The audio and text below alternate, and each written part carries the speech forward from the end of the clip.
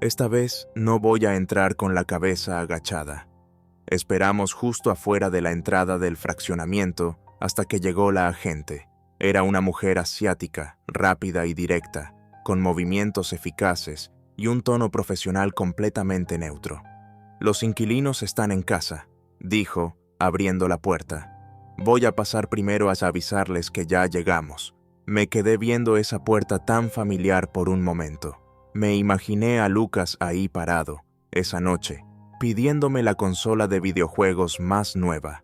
En ese entonces pensé que solo era un niño caprichoso. Ahora sabía que sus papás le habían enseñado desde temprano a pedir hacia arriba. Unos minutos después, la agente nos hizo una seña para que pasáramos. Me enderecé, respiré profundo y entré a la casa que alguna vez conocí hasta los huesos. Cada rincón, cada olor, todo seguía igual. Natalia estaba en el sofá, hojeando una revista. Gabriel estaba recargado en la puerta de la cocina con los brazos cruzados, y esa expresión de desconfianza. Cuando me vio, abrió los ojos con sorpresa. «¿Mamá?», dijo con incredulidad. «¿Qué estás haciendo aquí?». No le contesté. Caminé directo al centro de la sala y me giré hacia la agente. «Primero me gustaría revisar el sótano», dije con calma. La última vez no quedé muy convencida con la ventilación. Ella asintió con rapidez. «Por supuesto, hoy es la inspección preliminar. Solo estamos confirmando detalles». Natalia se levantó de golpe. «¿Comprador? ¿Cómo que comprador?». Vi la cara de Gabriel cambiar. Se volteó lentamente hacia mí. Su voz bajó de tono, más serio. «¿Tú eres la compradora?». Solo entonces lo miré directo a los ojos, tranquila, como si estuviera sirviendo una taza de té. «Sí, ahora la casa es mía». Natalia se puso blanca. Gabriel parpadeó, como si no entendiera. «¿Cuándo hiciste esto? ¿Por qué lo harías?». «Ese día que vine por mis medicinas», dije, interrumpiéndolo. «Te escuché en la cocina». Se congeló. «Dijiste que eventualmente tendría que soltar algo de dinero, que traerme aquí era una forma de tantear cuánto tenía, y que una vez que me fuera, ya no habría razón para preguntarme nada más». Su cara cambió de golpe. «¿Nos estabas escuchando escondidas?». «No estaba escuchando escondidas», dije, esbozando una sonrisa sin humor. Estaba ahí parada. Simplemente no les importaba si los escuchaba o no. La sala se quedó en silencio. Solo el sonido lejano del videojuego de Lucas bajaba desde el piso de arriba, como si viniera de otro universo. Gabriel abrió la boca, quizá para discutir, pero no dijo nada. Quien habló fue Natalia, con la voz tensa. «Amalia, si desde el principio planeabas comprar la casa, ¿por qué no lo dijiste?». «No lo planeaba», respondí con voz firme. «De hecho, estaba pensando en ayudarlos. Después de vender mi casa, tenía algunos ahorros y estaba considerando ofrecer una parte para ayudarles con el enganche. Pensé que tal vez podía apoyarles a construir algo estable». Los miré, sus rostros vacíos. Pero luego los escuché, y en ese momento entendí algo. No les debo nada, ni un céntimo. Gabriel dio un paso hacia mí, los ojos llenos de rabia. «¿Así que esto era? ¿Querías humillarnos?». «No toqué ni un euro de tu dinero», dije firme. Me trataron como si estorbara en su futuro, pero no vieron que yo era la que estaba siendo usada, calculada, explotada. Los siguientes 10 minutos fueron un borrón. La agente se movía con eficiencia. Firmas, fotos, documentos, recorrido final, confirmación hecha. Gabriel y Natalia se quedaron en la sala, rígidos como dos personas atrapadas en una tormenta, sin saber si lo que sentían era pena, coraje o simplemente incredulidad. Antes de irme, me volví hacia ellos. «No voy a reclamar la casa de inmediato», les dije. «El contrato de arrendamiento les da un mes más. Regresaré entonces. No hay razón para entrar en pánico». Me detuve un instante. «Solo recuerden, Este lugar ahora le pertenece a otra persona. No esperé su reacción. La puerta se cerró con suavidad detrás de mí, y por primera vez en años supe que al fin me había borrado de la lista familiar de utilidad y había entrado de lleno a una vida que ahora sí era mía. La casa de Beatriz siempre tenía esa paz callada, como ese tipo de lugares donde nadie tiene que hablar mucho para ser entendido por completo. Las amapolas en la ventana habían vuelto a florecer. En la cocina aún flotaba el suave aroma de la cena de anoche. Estaba sentada en la sala, remendando una costura suelta de mi vieja bufanda, mientras la radio sonaba con canciones de otro tiempo. Pensé que hoy sería otro de esos días tranquilos. Entonces sonó el timbre. Beatriz se asomó desde la cocina. ¿Tú pediste algo? Negué con la cabeza y dejé el costurero a un lado. Ella fue a abrir. La escuché soltar un pequeño suspiro. «Hola, tía Beatriz». Era la voz de Gabriel. Esa voz con esa cortesía medida, casi ensayada, que conocía demasiado bien. Estaba ahí, cargando un paquete envuelto con esmero, una bolsa de regalo. «¿Está mi mamá?» Vine a verla. Me levanté. No sentí emoción ni esperanza, solo un escalofrío sutil que se esparció por mi pecho como agua fría olvidada bajo la sombra. Beatriz me miró. Asentí con la cabeza antes de que se hiciera a un lado para dejarlo pasar. Gabriel echó un vistazo alrededor al entrar. En cuanto sus ojos me encontraron, su expresión cambió a una sonrisa suave, casi conciliadora. «Mamá», dijo, sentándose frente a mí. «Solo quería hablar de todo esto». Puso la bolsa sobre la mesita de centro. «Son las galletas de té que te gustaban. Fui a esa tienda antigua, la que tanto te gustaba». No respondí. No dije nada.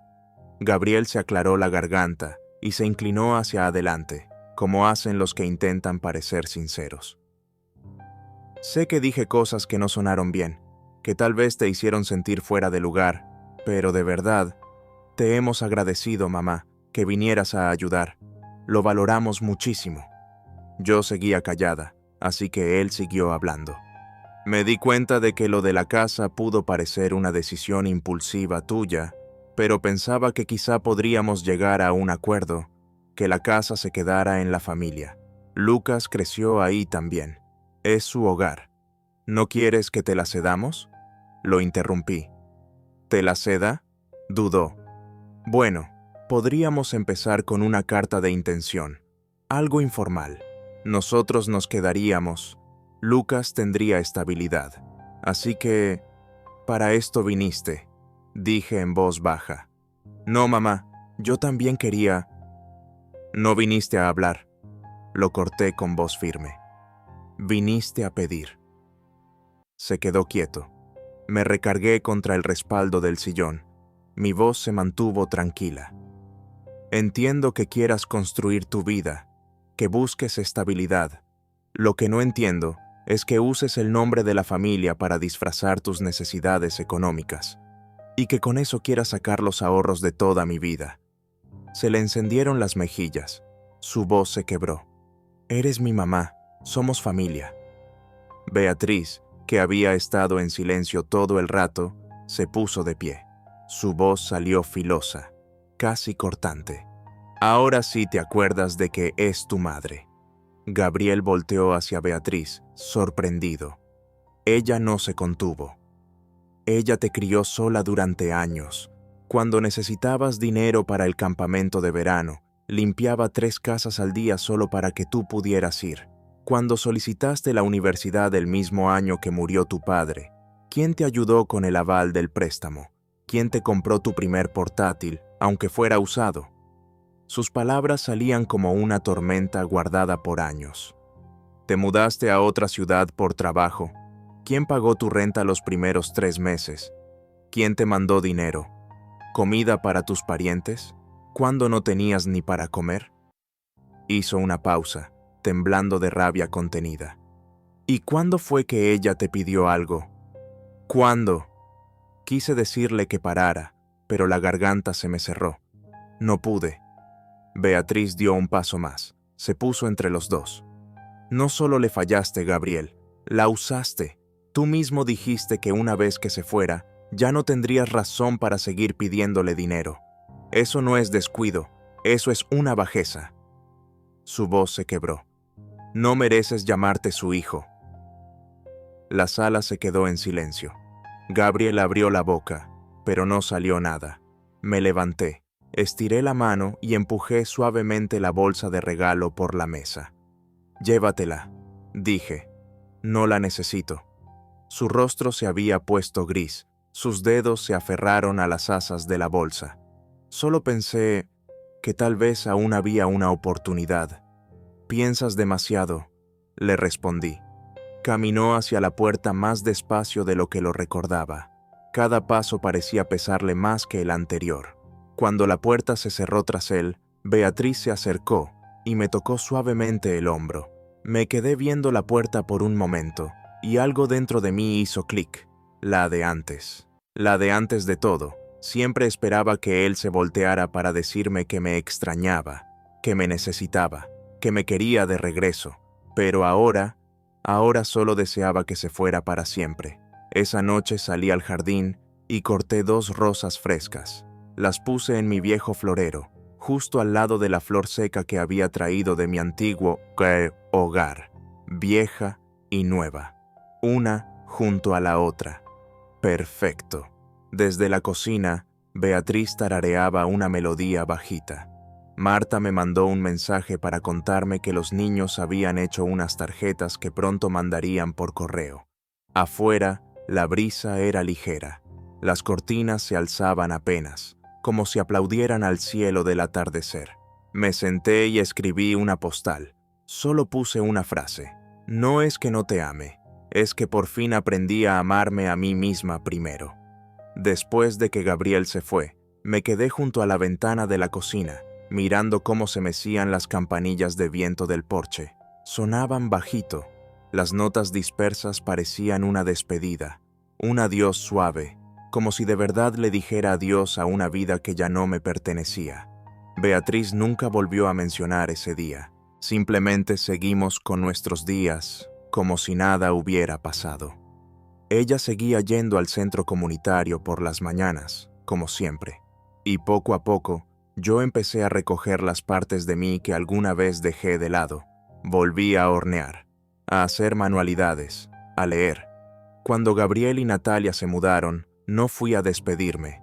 Nunca me dijeron cuándo se irían.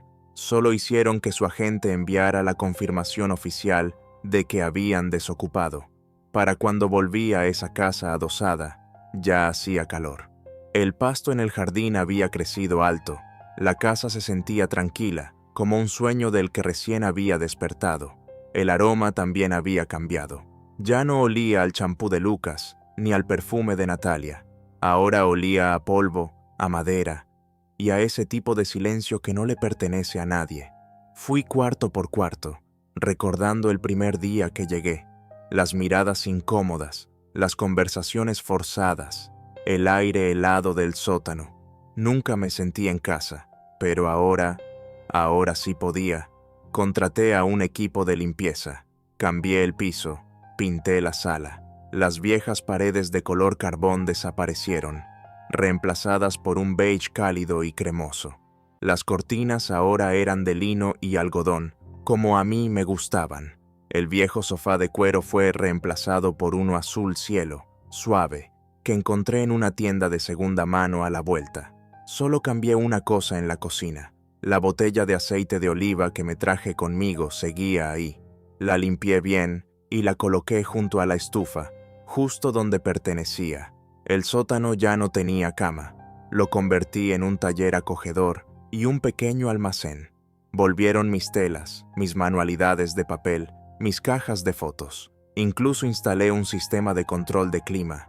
Nunca más me dolerían las articulaciones por la indiferencia de alguien más. Luego, en el alféizar de la ventana, planté nuevas rosas. No eran de mi antigua casa ni del jardín de Beatriz. Eran una variedad nueva, de un tono pálido y aroma sutil, justo como me sentía por dentro. No pasó mucho antes de que me uniera al centro comunitario con Beatriz.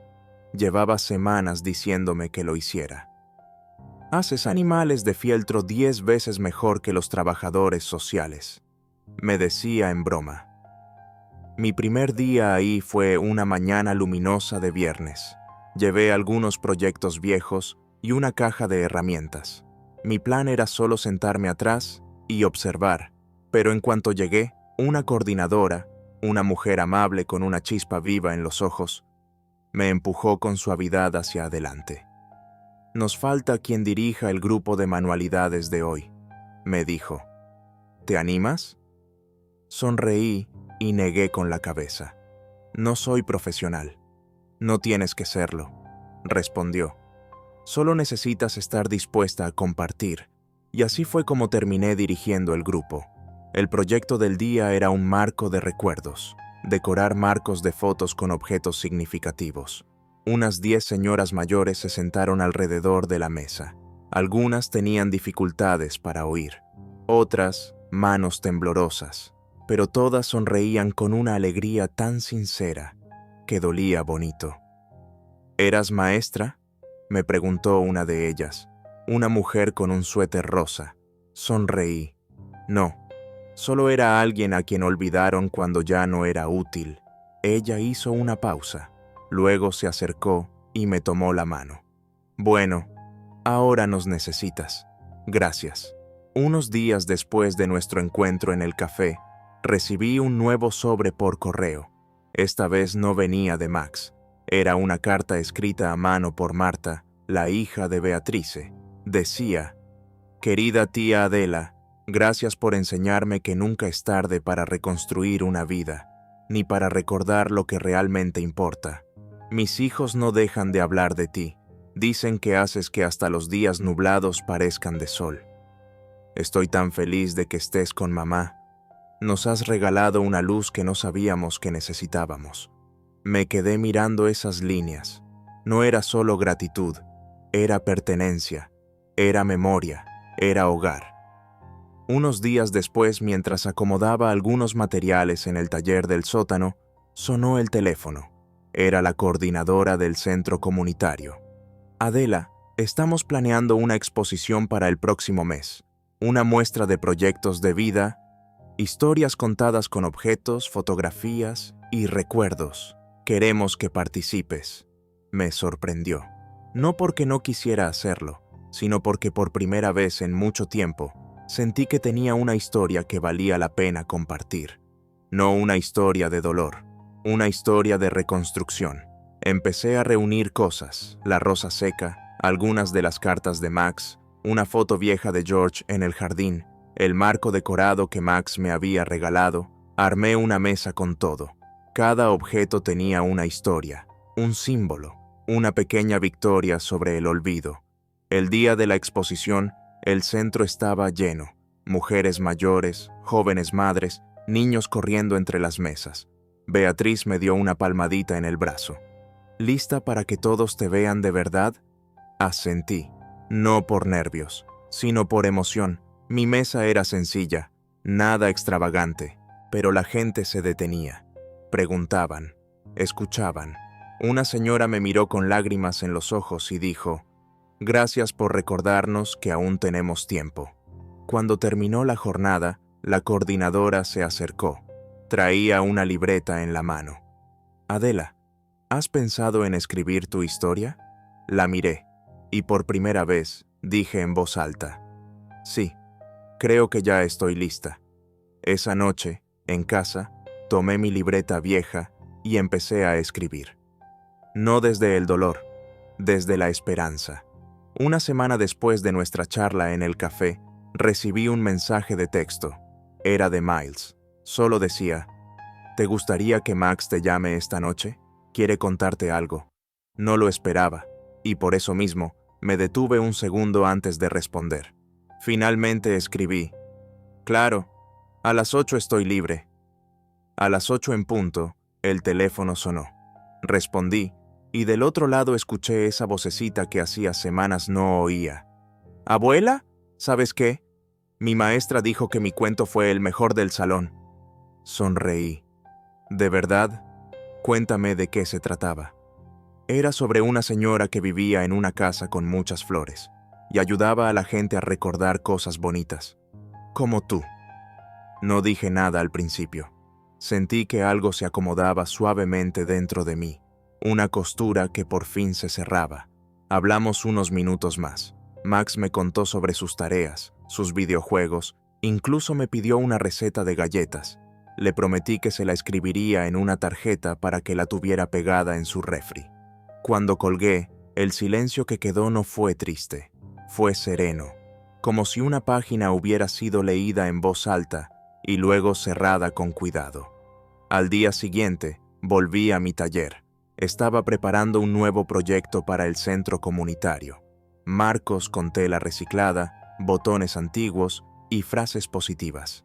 En una esquina, encontré una cinta de terciopelo que había guardado de un vestido viejo.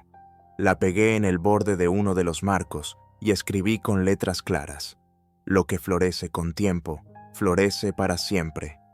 Justo en ese momento, Beatriz entró con 2 tazas de té.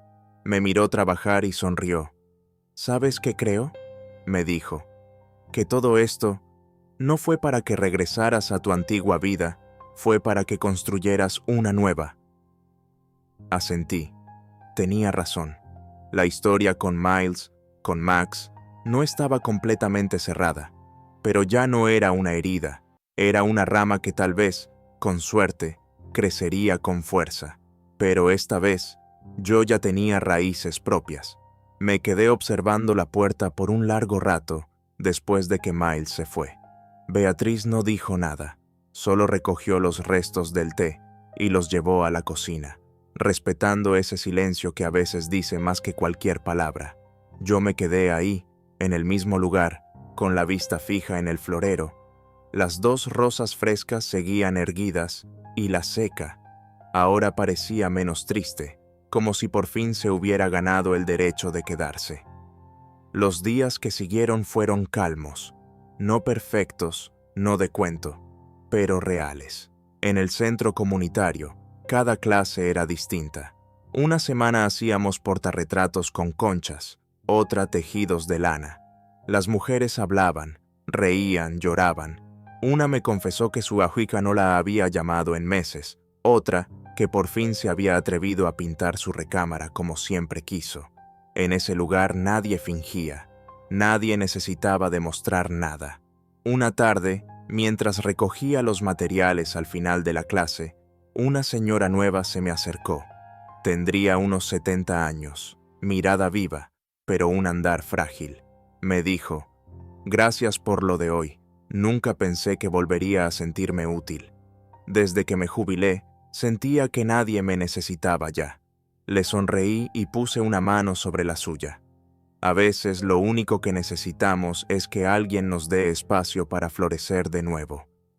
Se le llenaron los ojos de lágrimas, y yo también sentí ese nudo en la garganta. Esa noche, al volver a casa, Beatriz tenía la mesa servida. Pastel de zanahoria, mi favorito desde niña. «¿Qué celebramos?», pregunté, bromeando. «Nada en especial, solo que sigues aquí». «Hermana, eso siempre será motivo suficiente para celebrar». El domingo por la tarde, mientras acomodaba unas plantas nuevas en el alféizar de la ventana, sentí una paz tan plena que por un momento pensé que no necesitaba nada más. Pero justo cuando me giré para buscar las tijeras de podar, escuché el teléfono sonar en la cocina. Caminé sin prisa, con las manos aún húmedas de tierra. En la pantalla aparecía un número desconocido, pero algo me impulsó a contestar. «¿Adela?», dijo una voz masculina al otro lado. «No me cuelgues, por favor. Soy yo, Mateo». Me quedé en silencio, el corazón acelerado por la sorpresa. Mateo había sido una historia de otra vida, alguien con quien compartí tardes enteras, hace más de 20 años, antes de que George y yo nos mudáramos juntos. Pensé que nunca volvería a saber de él. «Mateo, ¿cómo conseguiste mi número?» «Tu hermana Beatriz me lo dio. Dijo que podía intentar, que tal vez querías hablar». Me apoyé en el marco de la puerta, aún incrédula. Su voz era más grave, más lenta, pero inconfundible. Me hablaba con la misma gentileza de siempre. «No estoy llamando para complicarte la vida», dijo. «Solo he pensado mucho en ti.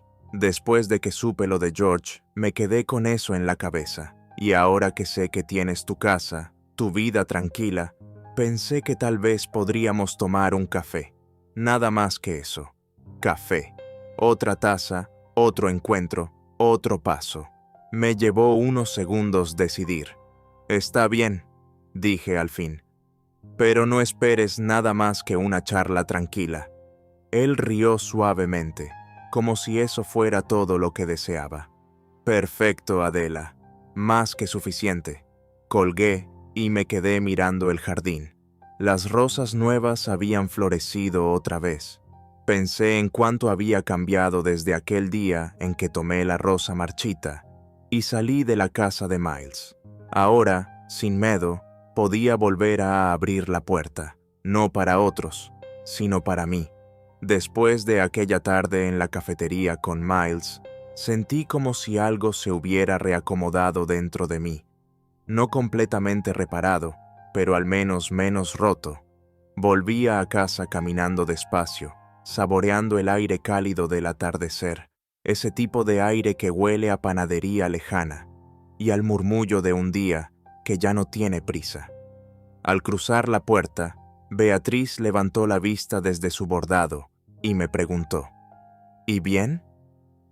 Sonreí apenas, dejé el bolso a un lado y dije: «No fue disculpa, pero fue un principio». Beatriz asintió, como quien lleva años entendiendo lo que no se dice. Ese fin de semana preparé una tanda de galletas de avena con miel. Las empaqué en una caja de cartón forrada con papel encerado y escribí una nota pequeña. «Para Max, gracias por las flores, las galletas van por las manualidades. Abuela Adela». No esperaba una respuesta inmediata. Ya había aprendido que las semillas se plantan sin apuro, confiando en que un día, tal vez, florezcan. Una semana después llegó una carta, escrita con trazos torpes pero decididos. «Abuela, las galletas estaban deliciosas. Papá no me dejó comérmelas todas de una vez. Mamá dice que puedo escribirte una carta cada semana. Te extraño, Max». La carta no tenía dibujos esta vez, pero venía con un pequeño trébol seco pegado con cinta. Me senté en el jardín con el sobre aún en la mano. El trébol me hizo pensar en esas cosas pequeñas que los niños ven como tesoros. Para mí, en ese momento, lo fue. Empecé a escribirle cartas de vuelta, no largas, solo lo suficiente para decirle que lo pensaba, que estaba aprendiendo a hacer una nueva receta, que el rosal seguía dando flores. A veces Max respondía, otras no. Pero la constancia era lo de menos. Lo importante era el hilo invisible que volvía a tejerse poco a poco. Un día, mientras dirigía un taller sobre flores de tela en el centro comunitario, una mujer se me acercó con una sonrisa tímida. «Tú eres Adela, ¿verdad? Me hablaron de ti. Estoy empezando un proyecto con adultos mayores que han cuidado a otros toda su vida. Queremos crear un archivo de historias de resiliencia. ¿Te gustaría participar?». Pensé en negarme al instante. No me gustaba hablar en voz alta sobre todo lo que había pasado. Pero luego recordé las cartas, las galletas, las rosas. Pensé en cómo contar mi historia no era revivir el dolor, era darle sentido. Asentí. «Sí, me gustaría». Era sábado. El sol brillaba hasta el punto de ser irrazonable. Acababa de terminar de quitar las malas hierbas del jardincito y me estaba enjuagando las manos cuando sonó el timbre. Abrí la puerta. Era Miles, sin bolsa de papel, sin Max, vestido informalmente, como una versión de sí mismo que no había visto desde que acababa de salir de la secundaria. Ese esperanzado, ligeramente incómodo, la forma en que solía pararse cuando llegaba a la puerta y me llamaba. «Mamá, ¿tienes un poco de tiempo?», preguntó. Me preguntaba si podría invitarte a tomar un café. Me sequé las manos y asentí. Fuimos a un pequeño café cerca de la esquina, no al que suelo ir, sino uno que él había elegido. No me importó. A veces un lugar nuevo te ayuda a decir viejas cosas mejor. Nos sentamos un rato en silencio. Hojeó el menú y finalmente pidió un café con leche. ¿Todavía bebes este negro?, me preguntó. Yo asentí. Cuando llegó mi té, lo tomé con ambas manos y tracé lentamente el borde de la taza con el pulgar. Mamá, dijo finalmente, he estado pensando mucho últimamente. Siempre estás ahí para mí, y en algún punto del camino dejé incluso de mirarte. No respondí, solo lo miré. En la universidad recibía tus cartas cada mes. Recordabas cada examen, cada nombre de mis amigos. En ese momento pensé que era demasiado, pero luego me gradué, empecé a trabajar, me casé, me convertí en padre, y aunque necesitaba tu consejo más que nunca, esperé a que me lo ofrecieras. Nunca pregunté cómo estabas, nunca te invité de vacaciones, nunca le dije a Max nada sobre quién solía ser. Levantó la vista. Sus ojos estaban firmes esta vez. Me di cuenta, cuando te fuiste, que todo lo que hacías no era porque tuvieras que hacerlo, era porque me amabas. Revolví mi té suavemente, mi voz apenas más que un susurro.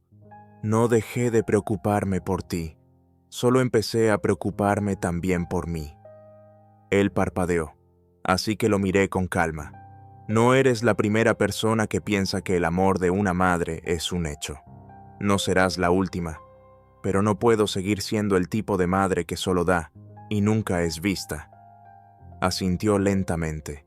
Había algo pesado detrás de sus ojos. Entendimiento, tal vez, o arrepentimiento. ¿Puedo tomarme mi tiempo?, preguntó. No para deshacer todo, pero para hacerte saber que estoy tratando de ser mejor. Para ti, para mí, para Max. No quiero que él crezca y se olvide de estar agradecido. Respondí en voz baja. No te impediré que mejores. Pero recuerda, Miles, el respeto no es algo que se dice, es algo que se hace. ¿Quieres mi ayuda? Empieza por ayudarme. ¿Quieres que Max crezca con empatía? Entonces empieza contigo. Exhaló largo y lento, como si algo finalmente hubiera aterrizado dentro de él. Hablamos durante casi una hora, sin discusiones, sin lágrimas, solo años de cosas no dichas, expuestas con suavidad y dejadas ir, una por una. Cuando salimos, la luz del sol cayó sobre sus hombros, y por primera vez lo vi, no como el niño que una vez cargué hacia adelante, sino como un hombre que ahora podía cargarse a sí mismo. Seguramente tropezaría de nuevo. Podría decir algo incorrecto, pero ya no soportaba el peso de ser responsable de todo lo que hacía. De ahora en adelante, éramos dos personas separadas que podían aprender a respetarse mutuamente. Dio la casualidad de que también éramos madre e hijo. Cuando llegué a casa, abrí el cajón y saqué la última tarjeta que Max había enviado. Esta vez le respondí con una sola frase. Gracias por recordarlo, como pastel de terciopelo rojo. La próxima vez que me visites, te enseñaré a hacer el glaseado. Sellé el sobre, presioné el sello y lo puse junto a la puerta para enviarlo por correo. Afuera, la luz del sol estaba perfecta. Las rosas en el jardín habían abierto algunas flores más. En la sala de estar, una nueva foto se había unido al marco de la repisa. Beatriz y yo, abrazadas en el estudio de manualidades la semana pasada.